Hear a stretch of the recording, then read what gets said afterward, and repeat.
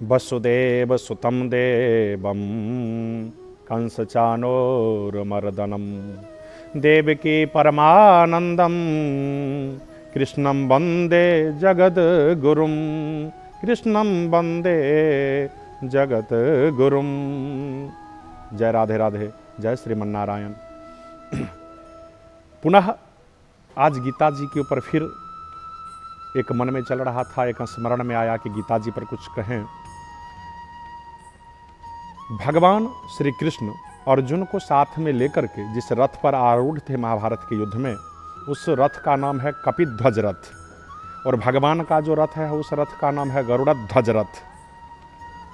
जिस समय भगवान श्री कृष्ण अर्जुन को गीता उपदेश कर रहे थे, तो गीता उपदेश करने के बाद जब भगवान गीता उपदेश किए, तो गीता उपदेश करने के बाद भगवान क्या देखते हैं श्री कृष्ण कि अर्जुन के रथ का जो ध्वजा है उस ध्वजा में हनुमान जी हैं, और हनुमान जी इस गीता को सुने।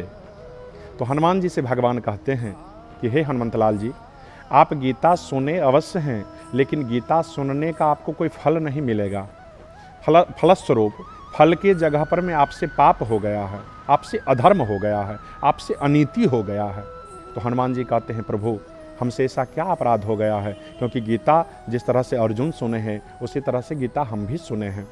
भगवान कहते हैं कि गीता अर्जुन भी सुने हैं और गीता आप भी सुने हैं, लेकिन अर्जुन का सुनने का देखिए तरीका और आप अपना तरीका देखिए। तो हनुमान जी कहते हैं कि प्रभु कुछ हम समझे नहीं। भगवान श्री कृष्ण कहते हैं कि कथा की भी एक मर्यादा होती है। कथा का तात्पर्य है जो जीवन में सारे थकान को दूर कर दे, जिसको सुनने से जीवन का थाक दूर हो जाए, थकान दूर हो जाए, उसे कथा कहते हैं। कथा की भी एक मर्यादा होती है, और कथा की मर्यादा ये है हनुमंतलाल जी कि वक्ता जो कथा गा रहे हैं, श्रोता को वक्ता से नीचे बैठ करके कथा सुनना चाहिए। कभी भी श्रोता को वक्ता के ऊपर बैठ करके कथा नहीं सुननी चाहिए।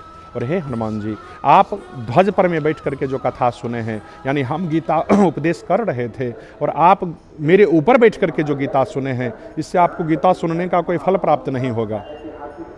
और आप जो ऊपर बैठ करके कथा के मर्यादा को भंग किए हैं, इसके लिए है हनुमान जी आपको पिशाच योनि में जाना होगा। और उसी समय हनुमान जी पिशाच योनि में चले गए।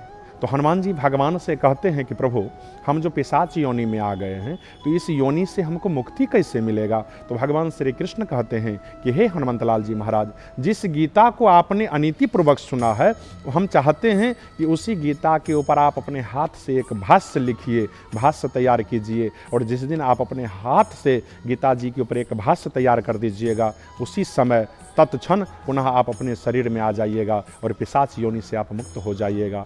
भगवान श्री कृष्ण के वचन को सुन करके हनुमान जी महाराज, जो भगवान के अनन्य भक्त हैं, अनन्य प्रेमी हैं, वो हनुमान जी महाराज अपने हाथ से एक भाष्य लिखे। उस भाष्य का नाम है पैशाच्य भाष्य। और जिस दिन हनुमान जी गीता जी के ऊपर अपने हाथ से पैशाच्य भाष्य लिखे, उसी दिन से हनुमान जी को पिशाच योनि से मुक्ति मिला। ये महत्व है कथा का। जय श्रीमन्नारायण, जय राधे राधे।